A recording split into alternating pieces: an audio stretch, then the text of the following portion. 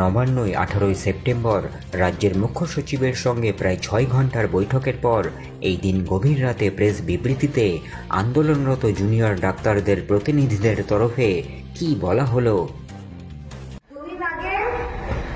আমরা যখন আমাদের 5 দফা দাবির যে ন্যায় বিচারের আন্দোলন, অভয়ার যে ন্যায় বিচারের আন্দোলন, তার 5 দফা যে সুস্পষ্ট দাবি আমরা গত 40 দিন ধরে রাখতে রাখতে গেছি, রাস্তায় নেমেছি এবং অবস্থানে বসে আছি।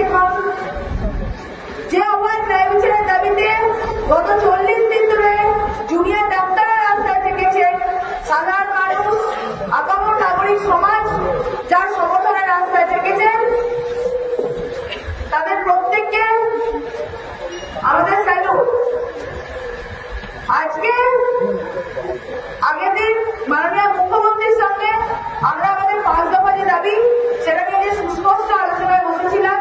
তাতে আমরা বারংবার জানিয়েছি যে মাননীয় মুখ্যমন্ত্রী আমাদের প্রত্যেকটি দাবিকে অত্যন্ত সংগ্রামতার সঙ্গে শোনেন। আমাদের প্রত্যেকটি দাবির যে ন্যায্যতা, যে যথার্থতা, তা আমরা খুব সুস্পষ্টভাবে বলি এবং তারপরে আমরা দেখতে পাই ডিএমই, ডিএইচএস, ডিসি নট এবং সর্বোপরি কলকাতা পুলিশের সিপি অর্থাৎ বিনীত গোয়েলের অপসারণ আমরা ছিনিয়ে আনতে পেরেছিলাম। এটি আমাদের আন্দোলনের একটি আংশিক জয়। কিন্তু আজকে আমরা যখন চিফ সেক্রেটারি, হোম সেক্রেটারি এনাদের সঙ্গে আলোচনায় বসি, কিছু আলোচনা আমরা আগের দিন করে আসতে পেরেছিলাম, কিছু আলোচনা আমরা করে আসতে পারিনি। বিশেষত সুরক্ষা এবং নিরাপত্তার প্রশ্নে আমরা প্রথম থেকে যে দাবিগুলি খুব স্পষ্টভাবে জানিয়ে এসেছিলাম। আমরা বারংবার বলেছি অভয়ার ন্যায় বিচার, এই অভয়ার ন্যায় বিচারের লড়াই শুধুমাত্র কিছু প্রশাসনিক কর্তা ব্যক্তিদের অপসারণ নয়, তার জন্য দরকার স্বাস্থ্য ব্যবস্থার, স্বাস্থ্য পরিষেবার, স্বাস্থ্য পরিকাঠামোর আপামর সংস্কারে। আমরা জানিয়েছিলাম আমরা আজকেও কর্মবিরতিতে থাকতে বাধ্য হচ্ছি, কারণ আমরা কর্মক্ষেত্রে ফিরে যেতে নিরাপদ বোধ করছি না। কেন আমরা নিরাপদ বোধ করছি না? কারণ আমরা দেখেছি প্রত্যেকটি সরকারি স্বাস্থ্য পরিষেবার কি বেহাল দশা, কি বেহাল চিত্র বছরের পর বছর আমাদের চোখের সামনে ফুটে উঠেছে। আমরা দেখেছি ডিস্ট্রিক্ট হসপিটালগুলোয় গ্রামাঞ্চলে বড় বড় বিল্ডিং হওয়া সত্ত্বেও, গাড়ি ঘোড়া না হওয়া সত্ত্বেও কার্যত রোগীদেরকে সামান্য চিকিৎসার জন্য বারংবার কলকাতামুখী হতে হয়েছে। আমরা দেখেছি প্রপার রেফারেল সিস্টেম না থাকার কারণে মানুষজন, রোগীরা কলকাতার মেডিকেল কলেজগুলিতে ঘুরে ঘুরে পড়েছেন এবং তারপর শুনেছেন যে এখানে বেড অ্যাভেলেবেল নয়। আমরা দেখেছি পেরিফেরিতে ডিস্ট্রিক্ট হসপিটালগুলোকে মেডিকেল কলেজ এবং হাসপাতালে স্থানান্তরিত করলেও তাতে কার্যত পরিকাঠামো এবং ডাক্তার, নার্স সহ বিভিন্ন স্বাস্থ্যকর্মী তাদের সংখ্যা খুব যৎসামান্য, যার কালমিনেশন এসে ঘটেছে এই স্বাস্থ্য পরিষেবার বেহাল দুর্দশাতে। আন্দোলনকারীদের তরফে গভীর রাতের এই প্রেস বিবৃতিতে আর কি বলা হলো। গত 40 দিন ধরে প্রত্যেকটি মেডিকেল কলেজে যে ভয়ের বাতাবরণ গড়ে উঠেছে, যে ফেক কালচার, যে সিন্ডিকেট চক্র, যে নেক্সাসের ছবি আমাদের চোখের সামনে উঠে এসছে, ভয় ধরিয়েছে আমাদের মনে, বারংবার শিহরিত করেছে আমাদেরকে। আমরা দেখেছি তাদের কিছু মুষ্টিমেয় ব্যক্তিকে সরানোর মধ্যে দিয়ে সেই ফেক কালচারকে কোনোরকমভাবে ধামাচাপা দেওয়ার চেষ্টা করেছে। আমরা স্পষ্টত জানিয়েছিলাম এই ফেক কালচারকে সমূলে উৎপাদন করার জন্য প্রয়োজন প্রত্যেকটি কলেজে গণতান্ত্রিকভাবে ছাত্রছাত্রী নির্বাচনে, প্রয়োজন প্রত্যেকটি মেডিকেল কলেজ এবং হসপিটালে রেসিডেন্ট ডক্টর অ্যাসোসিয়েশনের গণতান্ত্রিক নির্বাচনে, প্রয়োজন যে কটি ডিসিশন মেকিং বডি আছে, সেটি কলেজ কাউন্সিল হতে পারে, সেটি হোস্টেল কমিটি হতে পারে, সেটি হাউস কাউন্সিলিং হতে পারে, সেটা রোগী কল্যাণ সমিতি হতে পারে, তার গণতান্ত্রিক নির্বাচনে এবং তাতে জুনিয়র ডাক্তার এবং স্টুডেন্টদের প্রতিনিধিত্ব ইনক্লুড করার দাবি আমরা জানিয়েছিলাম।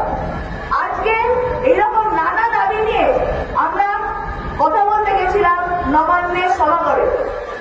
সেখানে প্রাথমিকভাবে যে আলোচনা হচ্ছিল তাতে আমাদের অত্যন্ত সদর্থক এবং প্রশাসনের তরফ থেকে সদিচ্ছার আশ্বাস আমরা পেয়েছিলাম। আমরা দেখেছিলাম আমরা স্বাস্থ্য পরিষেবার প্রশ্নে, জেড কালচারের প্রশ্নে, কলেজে কলেজে গণতান্ত্রিক নির্বাচনের প্রশ্নে যে দাবিগুলি রাখছিলাম তার সঙ্গে একেবারে সহমত ছিলেন। প্রত্যেকটি পয়েন্টে তারা প্রত্যেকবার জানিয়ে দিচ্ছিলেন এই প্রত্যেকটি দাবিতেই তাদের সঙ্গে আমাদের সম্মতি আছে। কিন্তু এই গোটা জিনিসটা থেকে এই গোটা আলোচনায়, এই 5.5 ঘন্টা সুদীর্ঘ আলোচনায় আমরা ভেবেছিলাম ঠিক আছে 40 দিন রাস্তায় বসে থাকতে পারি, কিন্তু আমাদের আন্দোলনের দাবি যথার্থ থাকে, আমাদের আন্দোলনের দাবিগুলি কেন দরকার, সেটা যে শুধুমাত্র একটি ডাক্তারদের আন্দোলন নয়, সেটা যে রোগী পরিষেবার আন্দোলন, সেটি যে আপামর সামাজিক একটি আন্দোলন, সেই দাবি যথার্থ থাকে। আমরা ভেবেছিলাম প্রশাসন তার মতো করে মান্যতা দিয়েছে, যেরকম ভাবে আগের দিন আমরা যখন সিপির দাবি তুলেছিলাম, সিপিকে অপসারণের দাবি তুলেছিলাম, তা যেমন তারা কার্যত মেনে নিতে বাধ্য হয়, সেই রকম ভাবেই আমরা ভেবেছিলাম আমরা বাকি যে ন্যায় বিচারের দাবিগুলি করেছি, বাকি যে সুস্পষ্ট নিরাপত্তা এবং সুরক্ষার প্রশ্নে যে দাবিগুলি আমরা করেছি, তার প্রত্যেকটির সঙ্গে তারা সহমত এবং খুব দ্রুত এর কোনো সমাধান আমরা দেখতে পাবো। আন্দোলনরত জুনিয়র ডাক্তারদের front, West Bengal junior doctors ফ্রন্টের তরফে গভীর রাতের এই প্রেস বিবৃতিতে কেন হতাশ হবার কথা বলা হলো? আমরা ভেবেছিলাম যে এই নিরাপত্তা ও সুরক্ষার প্রশ্নে আমরা বারংবার বলতে আস্তে আস্তে বলে এসেছি যে অভয়ার ঘটনা কোনো বিক্ষিপ্ত ঘটনা নয়। গত 3-4 বছর ধরে স্বাস্থ্য ক্ষেত্রে যে দুর্নীতি, যে সিন্ডিকেট রাজ চলেছে, যে ভয় বাতাবরণ চলেছে, যে চাপিয়ে দেওয়া, যে দমিয়ে দেওয়া, প্রতিরোধের ঘটনার সঙ্গে দমিয়ে দেওয়ার যে বাতাবরণ চলেছে আপাতত সমাজে, আজকে তারই ফাইনাল কালমিনেশন হচ্ছে অভয়ার ঘটনাটি, যার দাম দিতে হলো আমারই একজন সহকর্মীকে এরকম একটা নৃশংসভাবে খুনের মধ্যে দিয়ে।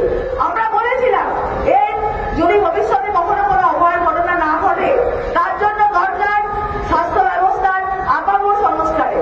তারা আমাদের সঙ্গে প্রতিটি প্রশ্নে সহমত হয়েছিলেন, কিন্তু যখন আমরা দেখলাম সেই সম্পর্কে মৌখিক আশ্বাস দিলেও আলোচনার শেষে যখন মাইনিউটস লেখার প্রক্রিয়া চালু হয়েছিল, যখন এই আশ্বাসগুলি এতক্ষণ ধরে যে বার্তালাপ চলল সেগুলিকে নিয়ে আমরা মাইনিউটস লিখতে বসলাম, তখন প্রশাসনের তরফ থেকে সেই মাইনিউটস লেখার প্রশ্নে আমাদের কোনো দাবিকে তারা গ্রাহ্য করলেন না। শুধুমাত্র কিছু অনকল রুম, কিছু বাথরুম, কিছু রেস্টরুম এবং সিসিটিভি এইগুলি বাদ দিয়ে আর বাকি প্রায় কোনো দাবিগুলোকে জেড কালচার প্রশ্নে আমাদের যে সুস্পষ্ট দাবি ছিল, ডিস্ট্রিক্ট হাসপাতালগুলির প্রশ্নে আমাদের যে সুস্পষ্ট বক্তব্য ছিল যে ডিস্ট্রিক্ট হাসপাতালগুলির এখনকার কি অবস্থা তার স্ট্যাটাস রিপোর্ট বার করতে এবং যথাসম্ভব উন্নতির জন্য তার প্রয়াস নিতে। আমরা বলেছিলাম যে রোগী পরিষেবাকে আরো উন্নত করার জন্য প্রপার রেফারেন্স সিস্টেমের ব্যবস্থা করতে। আমরা বলেছিলাম প্রত্যেকটি জায়গায় রিক্রুটমেন্ট করতে, স্বাস্থ্যকর্মী সেটা জিডিও হতে পারেন, সেটা নার্সিং স্টাফ হতে পারেন, সেটা শিক্ষক হতে পারেন, সেটা ডাক্তার হতে পারেন, তাদের রিক্রুটমেন্টে। কিন্তু আমরা দেখেছিলাম, আমরা বলেছিলাম যে গণতান্ত্রিক ভাবে স্টুডেন্ট ইউনিয়ন এবং আরডি ইলেকশন করে ভয়ের বাতাবরণকে দূর করতে। আমরা বলেছিলাম WBMC নির্বাচন, WBMC যে ভয়ঙ্কর ন্যাক্কারজনক উচ্চ পদে আসীন যে কর্তা ব্যক্তিরা তারা যেভাবে সরাসরি এই দুর্নীতি চক্রে জড়িত, তার WBMC যে অস্বচ্ছ রূপ আমাদের চোখের সামনে গড়ে তোলে, সেই জায়গা থেকে পুনর্নির্বাচনের দাবি আমরা জানিয়েছিলাম।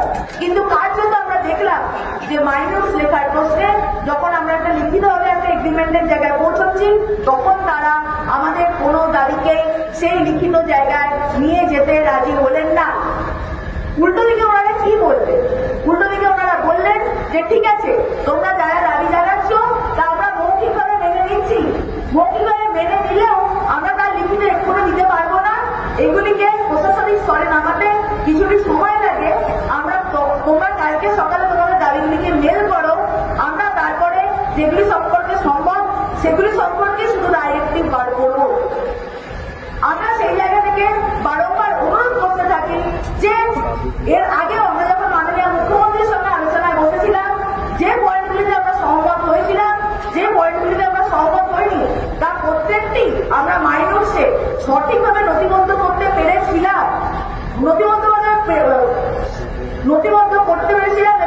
দুপক্ষের সম্মতিতে দুপক্ষই সেই মাইনসে সাইন করে তারপরে আমরা মাননীয় মুখ্যমন্ত্রীর বাড়ি থেকে আলোচনা শেষ করে বেরিয়ে আসতে পেরেছিলাম। কিন্তু আজকে আমরা দেখতে পেলাম যে এত দীর্ঘ আলোচনার পরে, এত সুদীর্ঘ আলোচনার পরেও কোন রকম মাইনসের পয়েন্টে তারা আমাদের শত অনুরোধ বিনোদ কিছুই শুনতে রাজি হলেন না। পরে তো আমরা বাধ্য হলাম মাইনস সাইন না করেই ফিরে আসতে। এই ঘটনা আরেকবার কি প্রমাণ করে আমরা প্রথম থেকে যে স্বচ্ছতার দাবি রাখতে রাখতে গেছিলাম, আমরা স্বচ্ছতার প্রশ্নে যেটা বলেছিলাম যে লাইভ স্ট্রিমিং ছাড়া আলোচনা বসা উচিত নয়, সেই দাবিকে আরেকবার ন্যায্যতা দেয়। কি প্রমাণ করে যে আমরা এই লাইভ স্ট্রিমিং এর দাবি থেকে সরে এনেছিলাম। আমরা বলেছিলাম বোথ সাইডের ভিডিও রেকর্ডিং করলে আমরা যেতে রাজি আছি। যখন ওনারা বোথ সাইডের ভিডিও রেকর্ডিং এ রাজি হলেন না, তখন আমরাই বলেছিলাম বোথ সাইডের মাইনসের এগ্রিমেন্টের পরেও আমরা আলোচনায় বসতে রাজি। কিন্তু আমরা আজকে সত্যি হতাশ যে দুপক্ষ মাইনসের এগ্রিমেন্টে পৌঁছতে পারলেন না। আমরা এটাকে একরকম ভাবে আগের দিন মাননীয় মুখ্যমন্ত্রীর সঙ্গে আলোচনায় বসে আমরা যে সতর্ক ভূমিকা রেখেছিলাম, যে সদিচ্ছার আশ্বাস পেয়েছিলাম, আমরা সত্যি ভেবেছিলাম 40 দিনের আন্দোলনে আমরা একরকম ভাবে আমাদের অনুরোধগুলো, আমাদের দাবিগুলি প্রশাসনের কাছে পৌঁছে দিতে পেরেছিলাম। আজকে সত্যি একটি সামান্য একটি মাইনসের প্রশ্নে যেভাবে আমাদেরকে হতাশ হয়ে ফিরে আসতে হলো, তাতে আমরা এই সদিচ্ছার প্রতি আমাদের অনাস্থা জেগেছে। কিন্তু এরপরেও যেভাবে চিফ সেক্রেটারি স্যার আমাদেরকে বলেছেন যে কালকে সকালের মধ্যে ডিরেক্টিভ সংক্রান্ত, আমাদের দাবি সংক্রান্ত যে ডিরেক্টিভগুলি তার মেল ওনার কাছে পাঠাতে, আমরা এখনো সেই মেল পাঠাবো। আমরা অপেক্ষা করব প্রশাসনের তরফ থেকে কোনো একটি সতর্ক ভূমিকা নেওয়ার। আমরা এতদিন যখন রাস্তায় আছি, আমরা আরো অপেক্ষা করব যতদিন না প্রশাসনের তরফ থেকে এরকম কোনো সতর্ক ভূমিকা, এরকম কোনো সদিচ্ছা দেখা যাচ্ছে, ততদিন আমরা যেরকম ভাবে আন্দোলন চালিয়ে নিয়ে যাচ্ছি সেই